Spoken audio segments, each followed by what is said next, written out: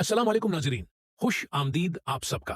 आज हम बात करेंगे ड्रामा सीरियल जब्त के आने वाले इंतहाई दिलचस्प और जज्बात से भरपूर एपिसोड के बारे में, जहां गलत फहमियां दौर होने लगेंगी, सच सामने आएगा और आयला और ओन की कहानी एक नए मोड़ पर पहुंच जाएगी।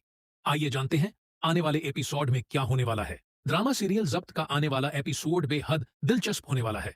आप देखेंगे कि आयला एक बार फिर उनसे नाराज होकर उसे छोड़कर चली जाती है। आयला को लगता है कि दुनिया में कोई भी वफादार नहीं होता और तमाम मर्द एक जैसे होते हैं। उसे महसूस होता है कि उसने एक बार फिर ओन पर एतमाद करके अपने ही दिल को तोड़ लिया है, लेकिन हकीकत उसके बिल्कुल बराकस है। ओन कभी भी आयला के साथ धोखा नहीं कर सकता। आने वाले एपिसोड में इंकिशाफ होगा कि राफा पूरी हकीकत जानता है और अब जोया और राफा मिलकर इस गलत फहमी को खत्म करने का फैसला करते हैं। राफा जोया के पास जाता है और उसे बताता है कि इसी ने ओन को खबर दी थी कि रमला अपनी फैक्ट्री बेचना चाहती है। ओन सिर्फ उस लिए फैक्ट्री अपने नाम करवाना चाहता था ताकि वो किसी गैर के हाथ न चली जाए, क्योंकि अगर ऐसा हो जाता तो उसके मामों मुकम्मल तौर पर तबाह हो जाते और सड़क पर आ जाते। राफेल मजीद बताता है कि गुज़श्ता 2 दिन से ओन का रमला से राबिते में रहने का हरगिज़ ये मतलब नहीं था कि उसके दिल में रमला के लिए कोई जज्बात हैं या उसका किरदार गलत है।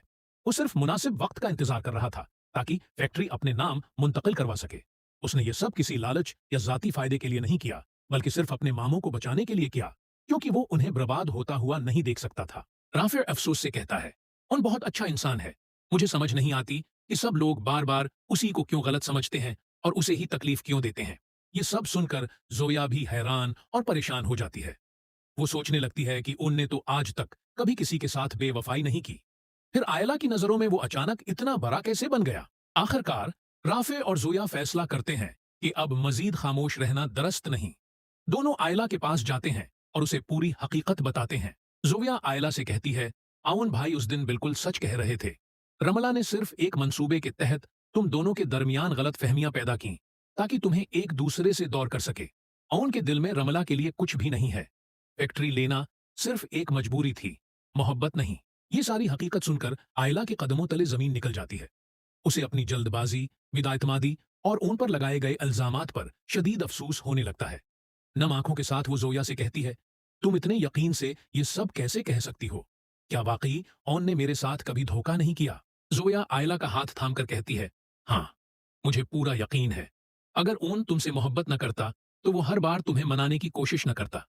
उसने अपने मामों को बचाने के लिए सब कुछ बर्दाश्त कर लिया, लेकिन कभी तुम्हारा एतमाद तोड़ने का सोचा भी नहीं। ये बातें सुनते ही आयला की आंखों से आंसू बहने लगते हैं। उसे एक एक लम्हा याद आने लगता है जब ओन उसे सच बताना चाहता था, मगर वो गुस्से में उसकी एक बात भी सुनने को तैयार नहीं थी। वो खुद को कसूरवार समझते हुए कहती है, मैंने ओन को समझे बगैर ही उस पर इल्जाम लगा दिया।